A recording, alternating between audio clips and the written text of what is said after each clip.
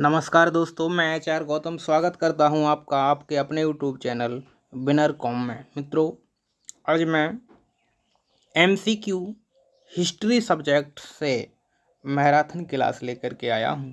इसमें हम लोग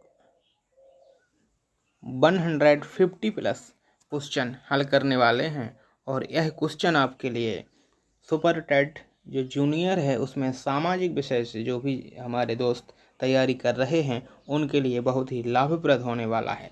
तो मित्रों, प्रारंभ करें उससे पहले आप लोगों से एक निवेदन है, रिक्वेस्ट है कि आप हमारे चैनल को अधिक से अधिक सब्सक्राइब करें और शेयर करें। पहली बार चैनल पर आए हैं तो लाइक करना ना भूलें।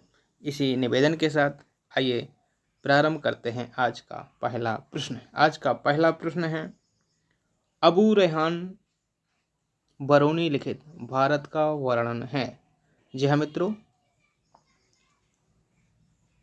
अबू रेहान बरूनी लिखित भारत का वर्णन है। ये किस भाषा में है? फारसी में है, तुर्की में है, अरबी में है या चगताई में है? तो दोस्तों, इसका सही जवाब है सी, ए, अरबी भाषा में है।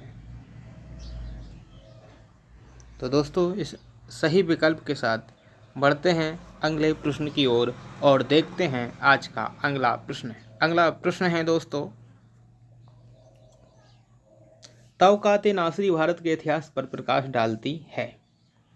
जो तौक़ात-ए नासरी मिन्हाज-उस-सिराज की लिखित रचना है, तौक़ात-ए नासरी एक किस शताब्दी के भारतीय इतिहास पर प्रकाश डालती है, इसके बारे में हमें बताना है। तो 13वीं शताब्दी, 14वीं शताब्दी या 15वीं शताब्दी या 16वीं शताब्दी? तो इसका सही जवाब है ए, 13वीं शताब्दी, अर्थात इसका ए विकल्प सही जवाब है। इस प्रश्न के बाद बढ़ते हैं अगले प्रश्न की ओर और देखते हैं आज का अगला प्रश्न। प्रश्न है, निम्नलिखित लेखकों में उनकी रचनाओं के युग्मों में से कौन सा सुमेलित नहीं है? मित्रों, रचना है और उसके सामने लेखक है और उसके सामने उसका रचना है, तो उसके सामने एक ऐसा विकल्प है जिसमें रचनाकार की जो रचना है वो सही नहीं है, उसकी जानकारी हमें इसमें बतानी है। तो इसका सही जवाब है डी विकल्प, नंददास ध्यान मंजरी इनकी रचना नहीं है। तो डी विकल्प इसका सही जवाब होगा। शेख कुतुबन मृगावती की है, मंझन की मधुमालती है, केशव चंद की रामचंद्रिका है, लेकिन नंददास की ध्यान मंजरी नहीं है। तो ये इसका सही विकल्प होगा। इस प्रश्न के बाद देखते हैं आज का अगला प्रश्न। प्रश्न है,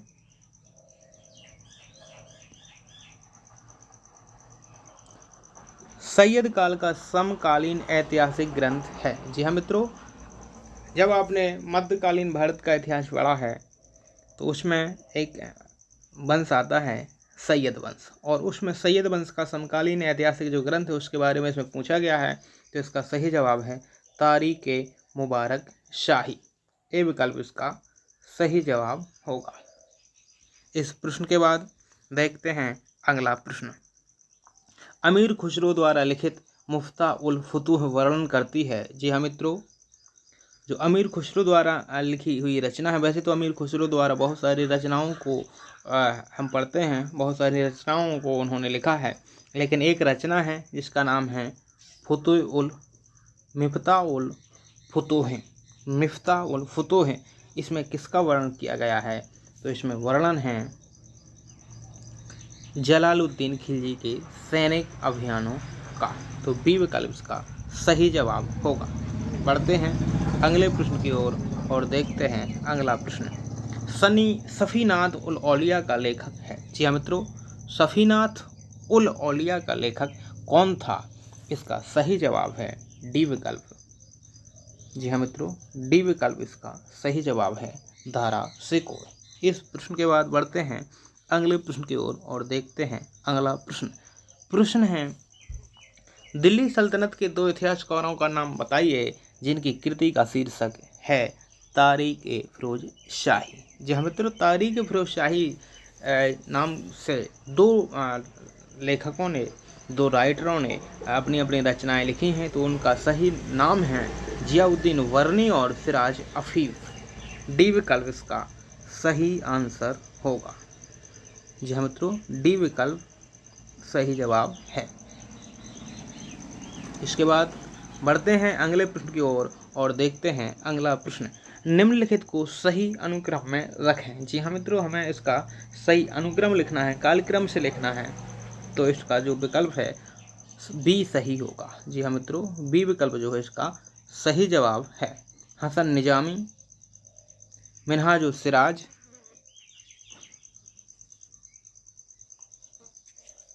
हसन निजामी, मिनहाजुल सिराज, शम्से सिराज अफीम और अब्बास खान शेरवानी। बी विकल्प इसका सही आंसर है। इस प्रश्न के बाद देखते हैं अगला प्रश्न।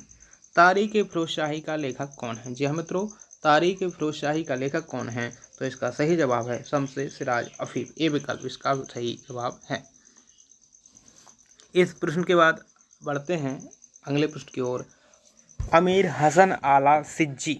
जी हाँ मित्रों, अमीर हसन आला सिज्जी द्वारा संकलित कृति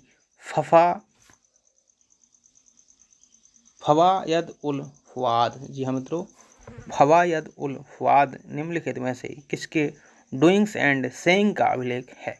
तो इसका सही जवाब है डी विकल्प शेख निजामुद्दीन औलिया। डी विकल्प इसका सही जवाब है।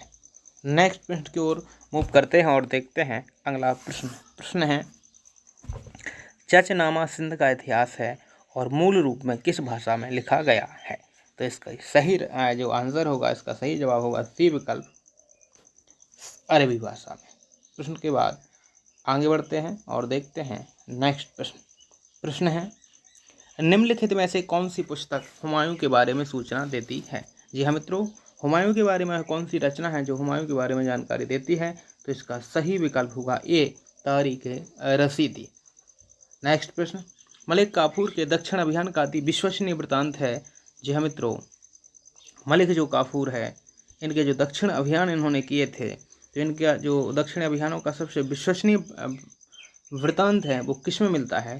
तो अमीर खुसरो के रचनाओं में। अमीर खुसरो का जो साहित्य है, अमीर खुसरो की जो रचनाएं हैं, उनके साहित्य में मलिक काफूर के दक्षिण अभियान का अति विश्वसनीय वृत्तांत मिलता है। तो इस तरह से ए विकल्प इसका सही जवाब होगा।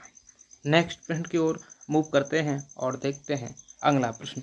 अमीर खुसरो ने अपनी प्रसिद्ध मशनबी आशिका किसके शासनकाल में लिखी? जी हाँ मित्रों, जो अमीर खुसरो की एक रचना है आशिका, इसने यह अपनी रचना किसके शासनकाल में लिखी थी? तो ये अलाउद्दीन खिलजी के शासनकाल में लिखी थी। इस प्रकार से ए विकल्प इसका सही जवाब होगा। अगला प्रश्न,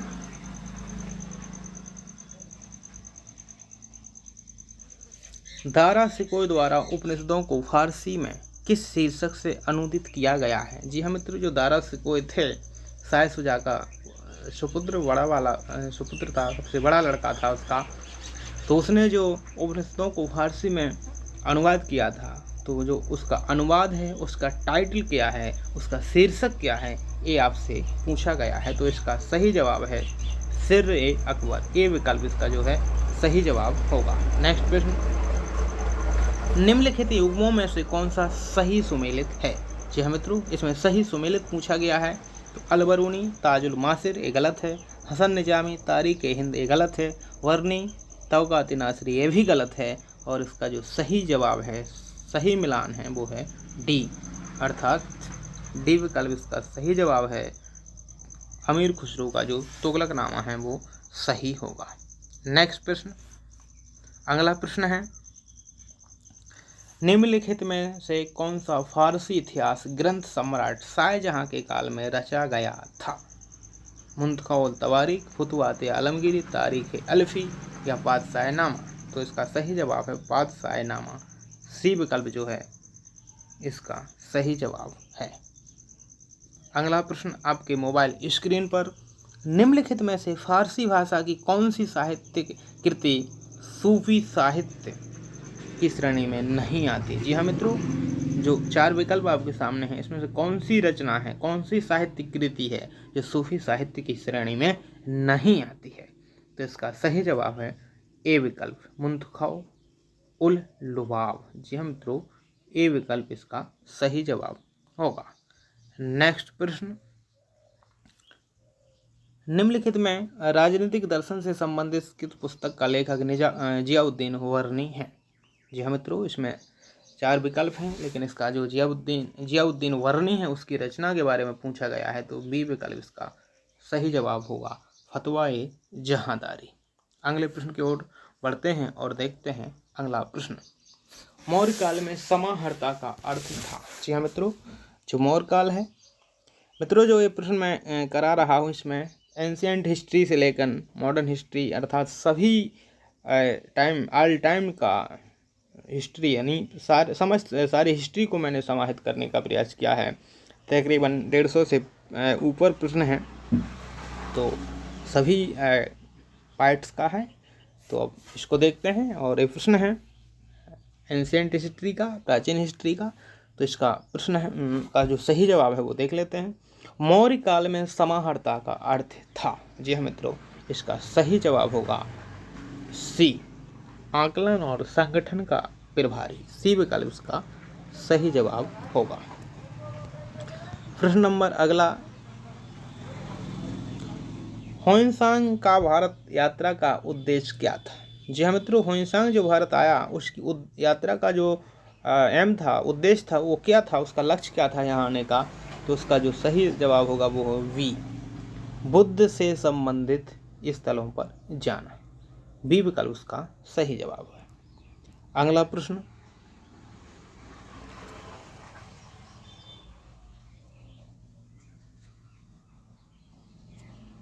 अमरावती का महास्तूप मूल रूप से किस काल में स्थापित हुआ? उसका सही जवाब है ए, अशोक के काल में।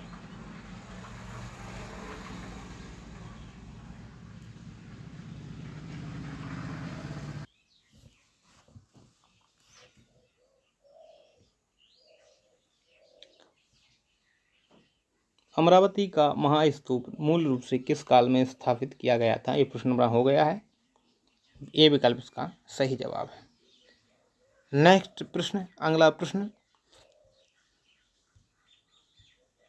दिल्ली सल्तनत में बरीद-ए-मुबालिक, जी हाँ मित्रों, दिल्ली सल्तनत में बरीद-ए-मुबालिक अधिकारी था, तो एक गुप्तचर विभाग का प्रमुख अधिकारी था। सी विकल्प इसका सही जवाब है। अगला प्रश्न, निम्नलिखित चोल शासकों में से किस एक ने संपूर्ण सीलोन सिंघल को विजित किया था? तो इसका सही जवाब है ए, राजेंद्र प्रथम। अगला प्रश्न, मेगास्थनीज द्वारा उल्लिखित एस्ट्रोनॉमी अधिकारी का संबंध किससे है? तो इसका सही जवाब है नगर के अधिकारी। मित्रों, थोड़ा तीव्र गति से हम चलते हैं, प्रश्नों की संख्या थोड़ी अधिक है, इसलिए वीडियो लंबा ना हो, इसको मैं थोड़ा तेजी से करने का प्रयास कर रहा हूँ। अगला प्रश्न, नालंदा विश्वविद्यालय की स्थापना निम्नलिखित किस शासक द्वारा कराया गया था? अर्थात जो नालंदा विश्वविद्यालय है उसकी स्थापना किसने की थी?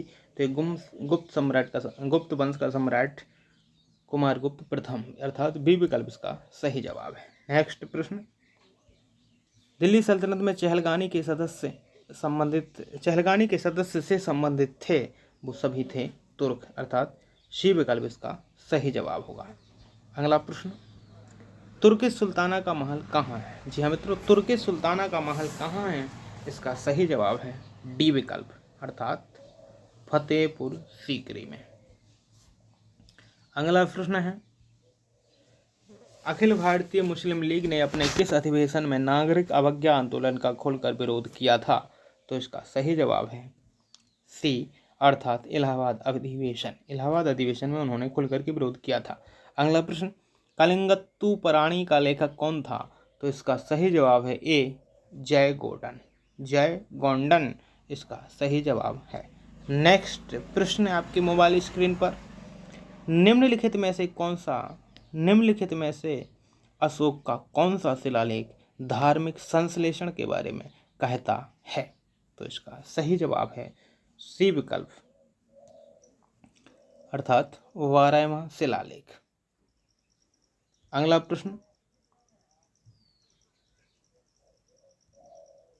किस एक्ट द्वारा भारतीय सिविल सेवा में बहाली की परीक्षा को इंग्लैंड के साथ भारत में कराना सुनिश्चित किया गया था? तो इसका सही जवाब है इंडियन काउंसिल एक्ट 1893। इस प्रकार से इसका बी विकल्प जो है वो सही जवाब होगा। अगला प्रश्न, 1883 ईस्वी में सनातन धर्म रक्षणी सभा, जी हाँ मित्रों, 1883 ईस्वी में सनातन धर्म रक्षणी सभा की स्थापना कहाँ की गई थी? तो इसका सही जवाब है कलकत्ता। इस प्रकार से इसका डी विकल्प है सही जवाब है। अगला प्रश्न, कैलाश मंदिर किस गुफा में स्थित है? तो इसका सही जवाब है सी, एलोरा। अगला प्रश्न, कहाँ से राजदूत औरंगजेब के शासन के समय आया था? तो इसका सही जवाब है कॉन्स्टेंटिनोपल। अगला प्रश्न, किस हड़प्पा स्थल से, जी हाँ मित्रों, किस हड़प्पा स्थल से निकास नालियों के साथ फर्श जड़ित 12 स्नान गृह का एक समूह सेट मिला है? तो इसका सही जवाब है लोथल। सी विकल्प जो है इसका सही जवाब है। इस प्रश्न के बाद अगला प्रश्न है, अरुमौली वर्मन किस चोल सम्राट का नाम था? तो सही जवाब है ए, राजराज। अगला प्रश्न, निम्नलिखित में से कौन सा एक फतेहपुर सीकरी में स्थित नहीं है? तो सही जवाब मोती मस्जिद फतेहपुर सीकरी में नहीं है। पंचमहल, मरियम मकानी का महल और जोधा भाई का महल, ये सारे जो हैं फतेहपुर सीकरी में स्थित हैं, लेकिन मोती मस्जिद फतेहपुर सीकरी में नहीं है। अगला प्रश्न, ऋग्वेद में तसर, जी हाँ मित्रों, ऋग्वेद में तसर निम्नलिखित में किसके लिए प्रयोग हुआ है? तो सही जवाब है चरखी के लिए। ए विकल्प इसका सही जवाब है। बढ़ते हैं अगले प्रश्न की ओर और देखते हैं अगला प्रश्न, मशरूत, जी हाँ मित्रों, मशरूत मंशा किसे कहते थे? तो इसका सही जवाब है ए, किसी शर्त विशेष के प्रति रोक दिया जाने वाला मनसा। इसका ये जो है सही जवाब होगा। अगला प्रश्न, मनसादारी व्यवस्था में किस शासन के उपरांत अव्यवस्था उत्पन्न हो गई? मनसादारी व्यवस्था में किसके शासन के उपरांत अव्यवस्था उत्पन्न हो गई? जिसका सही जवाब है सी, शाहजहां। अगला प्रश्न, अकबर के दासों के लिए किस शब्द का, अकबर दासों के लिए, ये दातों हो गया, यहाँ पर सही है दासों। अकबर दासों के लिए किस शब्द का प्रयोग करता था? तो इसका सही जवाब है धेला। किस विदेशी यात्री ने मुगल तोपों की प्रशंसा की है? इसका सही जवाब है वर्नियर। किस मुगल बादशाह ने प्रथम बार कान में छेद कराकर बहुमूल्य रत्न पहनना प्रारंभ किया? तो इसका सही जवाब है जहांगीर। नेक्स्ट, मुगल काल में सबसे अच्छा नील निम्नलिखित में से किस स्थान से प्राप्त होता था? तो इसका सही जवाब है मित्रों वयाना। जी हाँ मित्रों, वयाना इसका सही जवाब है। अगला प्रश्न, किस मुगल बादशाह ने हिजड़ों के व्यापार पर प्रतिबंध लगा दिया था? तो इसका सही जवाब है जहांगीर। नेक्स्ट, औरंगजेब ने किस संत को मृत्यु दंड दिया था? सही जवाब तेग बहादुर। डी विकल्प सही।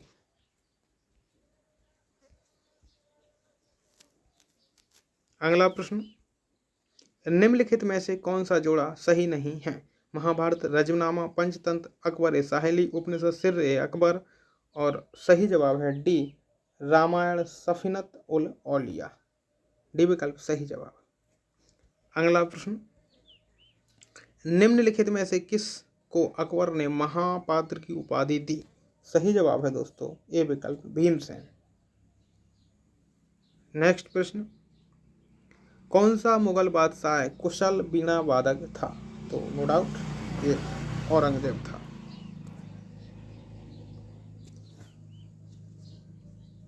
अकबर की मुख्य टकसाल का अधिकारी था? तो उसका सही जवाब है अब्दुल समद। जी हाँ मित्रों, अब्दुल समद अकबर की मुख्य टकसाल का अधिकारी था।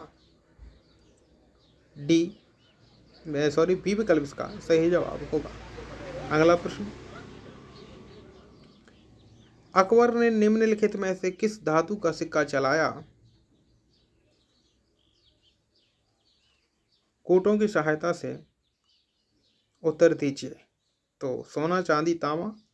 तो अकबर ने केवल 1, 2, 3 अर्थात अकबर के ज़माने में, अकबर के समय में सोना, चांदी एवं तांबा तीनों का जो है सिक्का चला करता था। अगला प्रश्न, इस प्रकार इसका डी विकल्प सही होगा। नेक्स्ट प्रश्न, निम्नलिखित में से कौन सा सिक्का जहांगीर ने नहीं चलाया? तो ए विकल्प जो है इसका सही जवाब होगा। निसार नाम का जो सिक्का है वो जहांगीर के शासनकाल में नहीं चला था।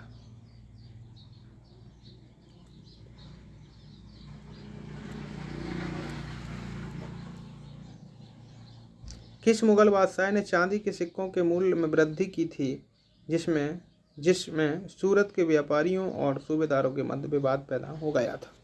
तो इसका सही जवाब है औरंगजेब। डी विकल्प सही जवाब है। अगला प्रश्न,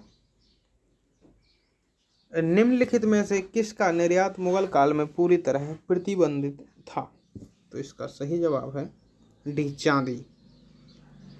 अगला प्रश्न, अकबर ने किस वर्ष दाग प्रथा प्रारंभ की? तो इसका सही जवाब है ए 1573। अगला प्रश्न, जहांगीर ने खुसरो को कहाँ हराया था? जी हाँ, जहांगीर ने खुसरो को कहाँ हराया था? जहांगीर का ये बड़ा वाला पुत्र था, इसने विद्रोह कर दिया था। तो जहांगीर ने खुसरो को लाहौर के समीप हराया था। बी विकल्प इसका सही जवाब है। मुगल सेना में नस्ल के आधार पर हाथियों को कितने वर्गों में बांटा गया था? ए विकल्प इसका सही जवाब होगा 5 प्रकार में। अकबर ने बारूद का प्रयोग सर्वप्रथम किस युद्ध में किया? बाबर ने बारूद का प्रयोग सर्वप्रथम किस युद्ध में किया? तो इसका सही जवाब है सी वेहरा का युद्ध, जो उसने 1519 में लड़ा था। नेक्स्ट प्रश्न, धर्मत का युद्ध किस किस के बीच हुआ था? तो धर्मत का युद्ध आप सभी जानते हैं, औरंगजेब का दारा सिकोई के बीच, औरंगजेब एवं दारा सिकोई के बीच ये युद्ध हुआ था और इसमें औरंगजेब को विजय श्री प्राप्त हुई थी। इस प्रकार इसका ए विकल्प जो है सही जवाब होगा।